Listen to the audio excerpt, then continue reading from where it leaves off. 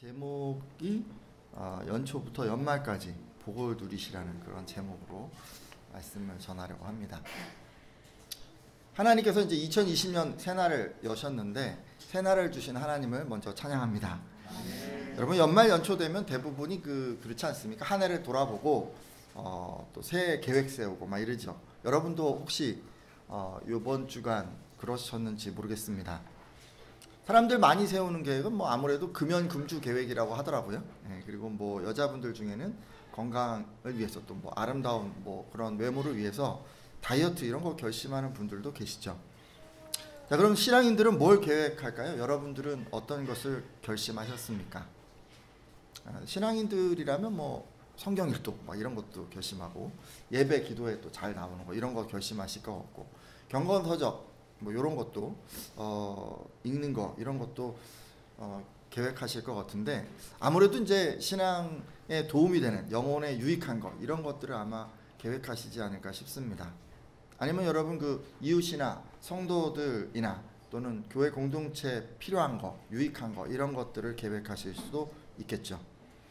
저는 여러분들이 신앙의 진보를 위해서 꼭 필요한 것들을 결심하기를 소망합니다. 근데 이제 작년에도 그러시지 않았나요? 연초에 내가 이거 해야지 딱 그렇게 생각을 했는데 쭉 돌아보면 이제 한 것도 있는데 작심삼일로 끝난 것도 이제 허다한 것 같습니다. 용두사미처럼 이제 처음에만 막 열심히 하고 언제 그랬냐는 듯이 유야무야 막 이렇게 끝나는 그런 것들이 우리의 결심 가운데 있는 거죠. 마치 그런 것처럼 여러분 새해 우리 서로 복을 받으세요. 또 복을 간구하고 그러지 않습니까?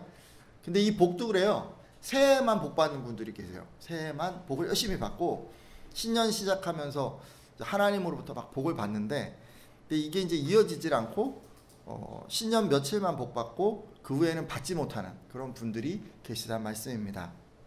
우리는 이제 이런 거를 연초 한정판 복을 받는다고 얘기를 하죠. 하지만 여러분 오늘 함께한 성도님들은 이 연초 한정판 복만 받는 게 아니라 연중무휴 복을 좀 받는 분들 되시기를 축복합니다. 그런 의미에서 옆에 분들에게 요 얘기를 좀 해주십시오. 연초부터 연말까지 복을 받으십시오. 복을 누리십시오네요. 예. 연초부터 연말까지 시작. 연초부터 연말까지 복을 누리십시오. 예, 1년 내내 좀 여러분 복을 좀 받으셨으면 좋겠어요. 여러분 이 인사말 제가 그냥 만든 거 아니에요. 성경 말씀에 있는 걸 근거로 해서 제가 만든 거예요. 오늘은 이 인사말이 여러분 삶에 온전히 성취되기 위해서 뭐에 좀 힘쓰면 좋을지를 나누려고 합니다. 말씀을 통해서 지혜를 얻으시고 연초부터 연말까지 1년 내내 연중무휴의 복을 받는 여러분들 다 되시기를 주님의 이름으로 축복합니다. 여러분 성도들에게 정말 1년 내내 복을 누리게 하시겠다는 그 하나님의 말씀이 있는데 한번 보도록 하겠습니다. 신명기 11장 12절 말씀인데요. 같이 한번 읽어주시겠어요? 내 하나님 여호와께서 시작. 내 하나님 여호와께서 돌보아 주시는 땅이라. 연초부터 연말까지 내 하나님 여호와의 눈이 항상 그 위에 있느니라. 아멘. 자, 이 말씀은요 애굽에서 나와 이제 가나안을 향해 가는 이스라엘에게 하신 말씀입니다.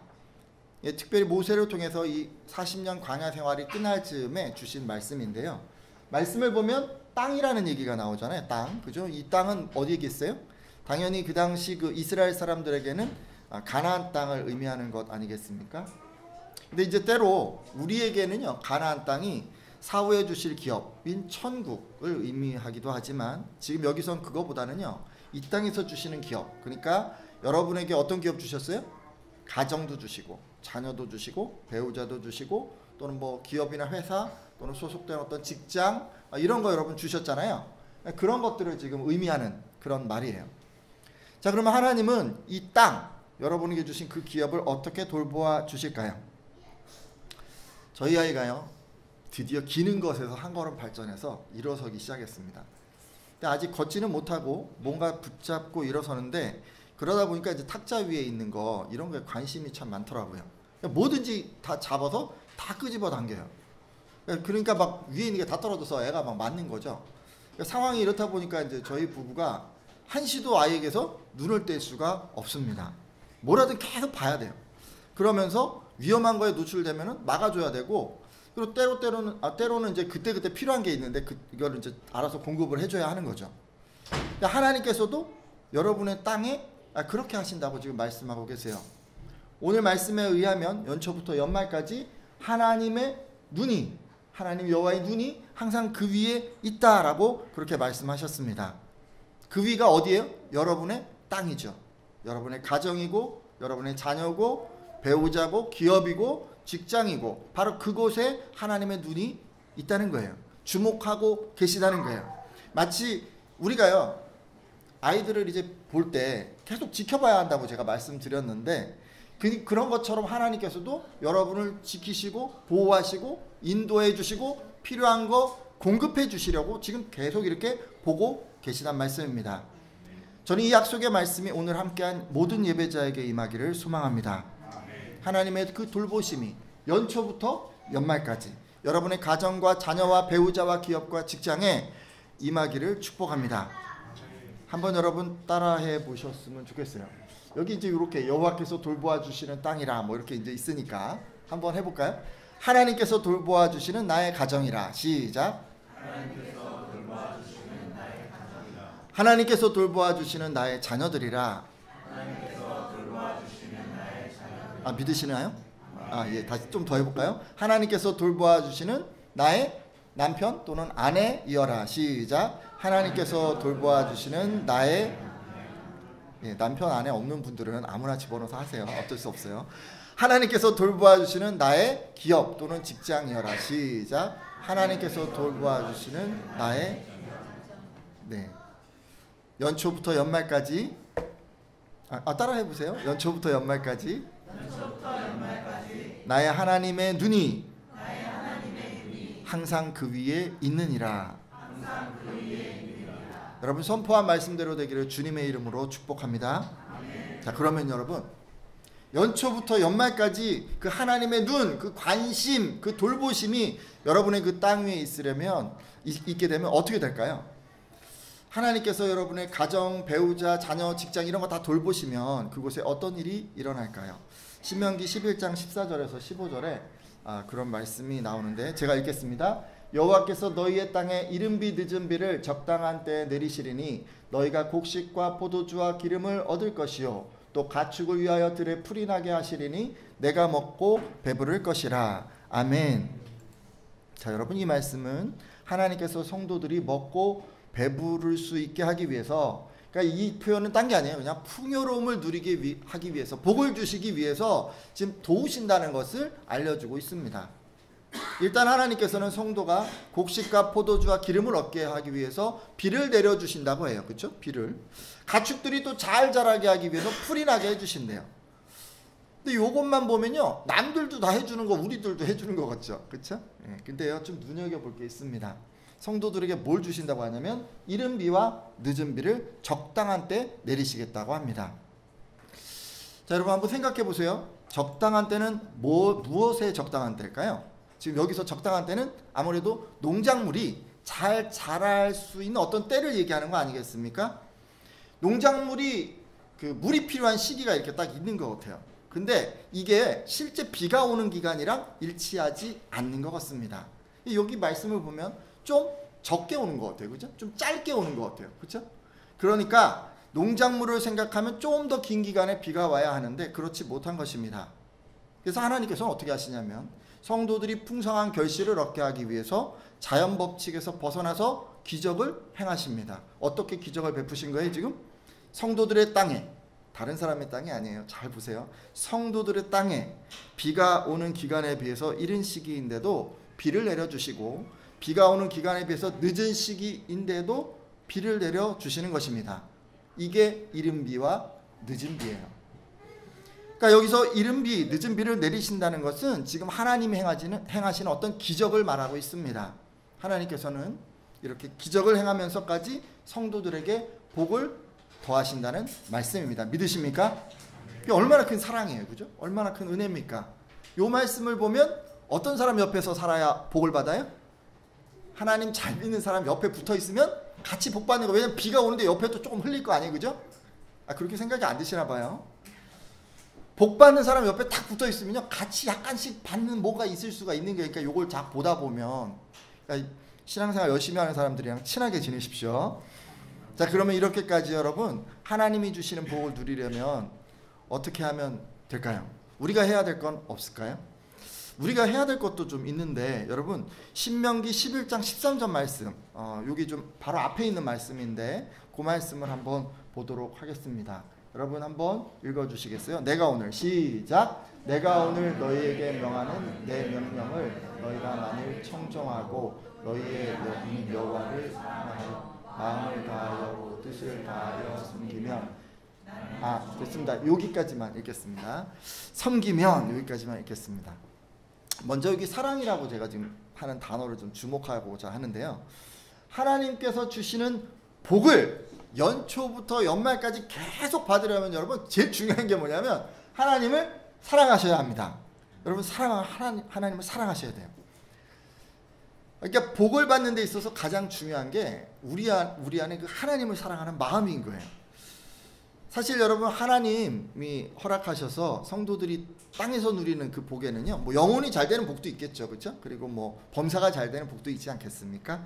여러분 그런 복을 대표해서 여러분 이해하기 쉽게 재물의 복을 좀 예를 들어서 이걸 좀 말씀을 좀 보려고 합니다. 하나님께서는요, 자신을 사랑하는 이 사람 있잖아요. 자기를 사랑하는 그 성도에게 이 복을 주십니다. 재물의 복까지 주시는 그런 분이십니다. 잠언 8장 20절에서 21절 말씀인데요. 제가 읽겠습니다.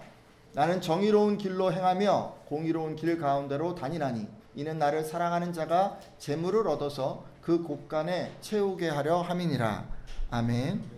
어떤 사람이 재물을 얻어서 그 곳간을 채우게 하신다고요? 하나님을 사랑하는 자. 여러분 하나님을 사랑하는 사람이 재물을 얻고, 그러니까 곳간이라고 하면 지금으로 치면 뭐 창고, 뭐 여러분 혹시 금고 있는 분이 있을지 모르겠는데 집에 뭐 금고 있으면 금고 뭐 이런 거겠죠. 근데 그곳이 채워지도록 그렇게 하신다고 하나님 말씀하십니다. 때로 여러분 하나님께서는 성도들이 그냥 가진 거 다 주변 사람들에게 나눠주고 그저 어려운 사람 다 도와주고 자기는 그냥 좀 가난하게 사는 거 원하신다라고 생각하는 분 계신데 그렇지가 않습니다. 하나님은 당신을 사랑하는 성도들이 이 재물을 얻기를 바라세요. 이런 복을 그분을 사랑하는 성도들에게 주시기를 바라십니다. 단 조건이 있다면 하나님을 사랑하는 사람은 말씀에 따라서 재물을 얻어야 한다는 것입니다. 그러니까 예를 들면 불법과 탈세하지 않고 불법 투기하지 않고 편법 사용해서 자손들에게 증여하지 않고 사회적으로 무리를 일으키지 않고, 여러분 말씀에 따라서 재물을 얻어야 한다는 그런 말씀입니다. 왜냐하면 하나님이 어떤 가운데서 지금 재물을 주시냐면 보면요, 정의로운 길, 공의로운 길, 정의와 공의 가운데서 그 사랑하는 자에게 재물을 주시기 때문에 그래서 우리는 그렇게 해야 하는 거예요. 함께한 예배자들은요, 하나님을 사랑하실 뿐만 아니라 언제나 정의와 공의 가운데 행하시기를 부탁드립니다. 자, 그러면 여러분이 2020년도에 연초부터 연말까지 복을 누리기 위해서 꼭 기억해야 할 것은 무엇일까요? 제일 중요한 게 그러니까 사랑하는 거죠. 사랑해야 복을 주신다고 하니까. 뭐 여기선 제가 이제 탁 집어서 재물을 주신다 뭐 이런 얘기를 하지만 뭐 이것만 주시겠어요? 그 이상의 복도 주시지 않겠습니까? 이 말씀에 아멘이십니까? 자, 여러분 하나님을 사랑하시죠? 여러분 다 사랑하는 하나님을 사랑하십니까? 세상 그 무엇보다 그 누구보다 주님을 더욱 사랑하십니까? 예, 대답이 점점 시원찮아지고 있네요. 결혼식장 가면 그러지 않습니까? 신랑한테 이 아내를 사랑하십니까? 딱 물어보면 그냥 예! 옛날에 그 운성 형제 기억이 나는데 아무튼 엄청 크게 이렇게 대답을 하지 않습니까? 우리가? 그러니까 여러분 지금 그 옆에 어린아이도 안고 있고 지금 뭐 그러니까 깰까봐 이런 이제 놀랄까봐 이제 작게 답하신 것 같은데 아마도 마음속으로는 아마 이제 그렇게 교회가 떠나갈 듯이 제가 하나님만을 최고로 사랑합니다 라고 이렇게 크게 답하셨으리라 믿습니다. 자, 근데요 하나님께서요 우리가 뭘 행할 때 사랑하신다고 생각하실까요? 그러니까 우리가 뭘 열심히 이제 하나님을 위해서 할 때 하나님이 저 녀석이 정말 나를 사랑하는 게 틀림이 없구나. 내가 저 녀석에게 저 성도에게 복을 줘야겠어 라고 그렇게 생각하실까요? 하나님께 우리의 마음을 우리 마음 가운데 있는 사랑을 표현하는 그 방법은 무엇일까요? 끝으로 여러분 두 가지 하나님께 사랑을 표현하는 방법을 소개하고 마치려고 하는데요. 다음 말씀을 보면 이런 말씀이 있습니다. 신명기 11장 13절 말씀인데 아까 읽으셨죠? 내가 오늘 너희에게 명하는 내 명령을 너희가 만일 뭐라고요? 청종하고, 그죠? 너희 하나님 여호와를 사랑하여 마음을 다하고 뜻을 다하여 뭘 한다고요? 섬기며. 이 두 가지를 오늘 좀 말씀드리려고 합니다. 여러분, 하나님을 사랑하시면요, 이 두 가지를 신경 쓰시면 돼요. 왜냐하면 하나님께서는 여러분의 그 어떤 신앙 태도 있잖아요. 신앙 태도로 여러분이 정말 하나님을 사랑하고 있는지를 확인하십니다. 하나님께서 말씀하실 때 어떤 태도로 듣는가를 통해서 사랑을 확인한다는 그런 말씀입니다. 성경은 좋은 태도로 듣는 것을 이 청종이라고 표현을 했는데, 사실 이 청종이라고 하는 단어는 우리가 일상에서 사용하는 단어는 아닙니다. NASB 성경을 보면 listen obediently, 맞나요? obediently라고 하는 단어를 써서 이렇게 표현을 했습니다. listen이라고 하는 단어는 뭐 잘 아시죠? 듣는다 이런 동사 아니겠습니까? obediently 이 단어는요, 다른 것이 아니라 유순하게 고분고분하게라는 그런 뜻의 부사입니다. 그러니까 직역을 하면 부드러운 태도로 상대방의 이야기를 듣는다라는 그런 말입니다. 어떤 거냐면요, 듣기는 듣는데 왜 듣느냐면요, 상대방이 얘기하는 대로 내가 하려고, 그리고 듣는 거예요. 복종하려고, 순종하려고, 말씀대로 내가 실천하려고 듣는 거예요. 그렇게 듣는 걸 뭐라고 그래요? 청종이라고 합니다. 따라서 여러분, 청종은요, 어떤 이런 게 아니에요. 그러니까 여러분 앞자리에 막 내가 오늘 예배 열심히 듣고 목사님 말씀 잘 들어야지, 그래서 막 앞자리에 나와서 설교를 들으시잖아요. 뭐 이런 거라거나, 또는 뭐 예배를 내가 빠지지 않고 참석해야지, 뭐 이런 거라거나, 제가 지금 설교를 하는데 설교자의 말을 내가 한마디도 놓치지 않을 거야 라고 해서 지금 저를 막 뚫어지게 쳐다보는 분들 계신데, 뭐 그런 거를 얘기하는 건 아니에요. 그런 게 아니에요. 그런 거를 더 넘어서고 있어요. 그게 더 넘어서는 거예요. 그게 외적인 게 아니고요, 내적인 거예요. 내적으로 어떤 태도인가가 굉장히 중요한 거예요. 보여지는 태도가 아니에요. 내가 주인이 되어 듣는 그런 분들도 가끔 계세요. 그러니까 내가 이런 거 있잖아요. 내가 뭘 선택을 해야 되는데 잘 모르겠어요. 그래서 선택에 참고하기 위해서 하나님의 말씀을 보는 거예요. 또는 내용이 옳은지 그른지를 판단하기 위해서 듣는 거예요. 또는 마음속의 교양과 지식을 넓히기 위해서 듣는 거예요. 근데 그런 것도 다 아닌 거예요. 청종은요, 상대방이 무슨 말을 하든지 즉시로 실천에 옮기겠다는 태도로 듣는 것을 말합니다. 하나님은 주인이고 나는 종의 자리에서 듣는 것을 말하는 것이죠. 근데 가끔 말씀을 전하다 보면 자기가 이해되는 범주에서 순종하고 자기가 할 수 있는 영역에서만 순종하려는 그런 분들이 계십니다. 물론 성도들 입장에서는요, 이 말씀을 전하는 그 인도자가 좀 부족할 수 있어요. 그래서 또는 뭐 인간적으로 신뢰할 수 없어서 뭐 이런 일이 생길 수도 있을 것 같습니다. 하지만 그럼에도 불구하고 그런 부족한 인도자를 통해서라도 하나님의 말씀이 온전하게 선포된다면, 만일 그렇다면 여러분, 그렇게 하시면 절대로 안 되는 거예요. 왜냐하면 때로 하나님은 우리가 이해할 수 없는 방법으로 역사하시기 때문입니다.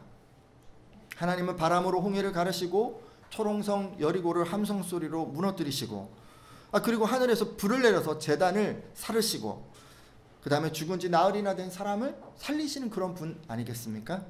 근데 그런 하나님이 지금 여러분 안에서, 여러분 삶에서도 역사하시고 있기 때문에 그렇습니다. 여러분 믿으십니까? 따라서 하나님이 말씀하시면요, 이해가 좀 되지 않아요. 그래도 여러분 믿음으로 따르시기를 바랍니다. 어떤 말씀이든지 듣고 순종함으로 하나님께서 여러분의 삶에서 역사하도록 그렇게 만드십시오. 기적이 삶에서 일상화되도록 그렇게 여러분 복종하십시오. 그래야 끊기지 않고 연초부터 연말까지 복을 받게 되는 것입니다. 자, 여러분 두 번째 한 가지 더 말씀을 드리면요, 복을 받으시려면 뭘 해야 된다고요? 섬기셔야 한대요.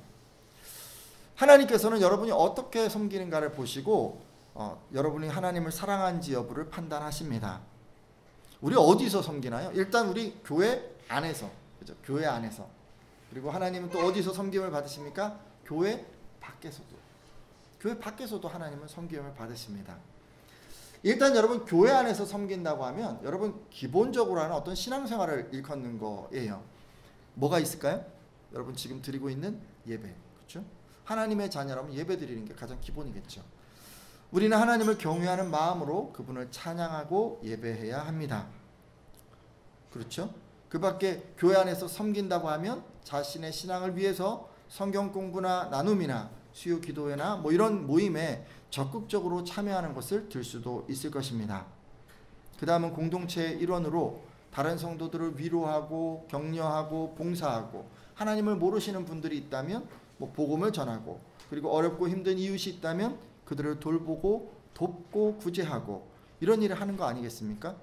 근데 이게 다 교회 안에서 하는 거예요. 교회 안에서. 근데 그럼 교회 밖에서 섬기는 건 뭐가 있을까요? 교회 밖에서 하나님을 섬기는 것, 일상에서 말씀대로 사는 것입니다. 전통적으로 교회들은 그랬던 것 같아요. 교회 안에서의 섬김 있잖아요. 그걸 굉장히 강조해 온 것 같아요. 그러다 보니까 상대적으로 이 세상 밖에서의 섬김이 좀 약화되어 있는 듯한 느낌이 있습니다. 우리가 세상에서 빛이고 소금의 역할을 잘 감당하지 못한 것이죠. 급기야 가정이나 또는 우리가 직장이나 이런 곳에서도 우리가 이제 하나님으로부터 바른 가르침과 실제적인 행동이 다르다 보니까 위선적인 모습이 주변 사람들에게 보여졌습니다. 하지만 이제 그러시면 안 되는 거예요, 여러분. 우리는 교회 밖에서도 교회 안에서처럼, 가정이나 직장이나 학교 같은 공동체에서도 교회 안에서처럼 말씀을 실천하며 살아야 합니다. 그것이 교회 밖에서 하나님을 섬기는 것이죠.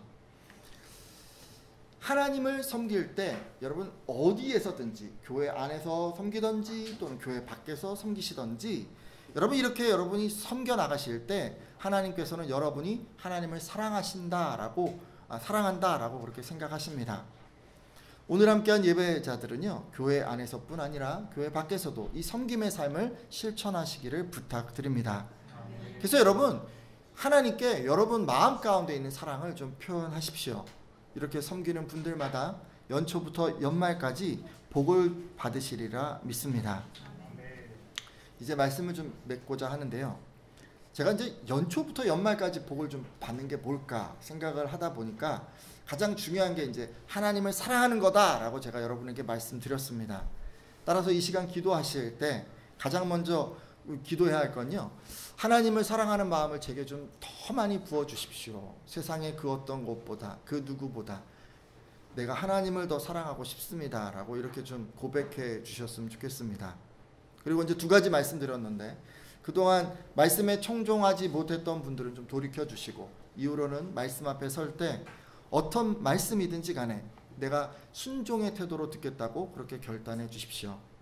또 언제나 다른 것에 밀려서 섬김을 제대로 실천하지 못했던 분들은 돌이켜 주시고, 앞으로는 어디 있든지 마음과 뜻을 다해서 섬김을 실천하겠다고 그렇게 결단해 주십시오. 이렇게 기도하는 분들마다 연초부터 연말까지 하나님의 복이 임하게 되리라 믿습니다.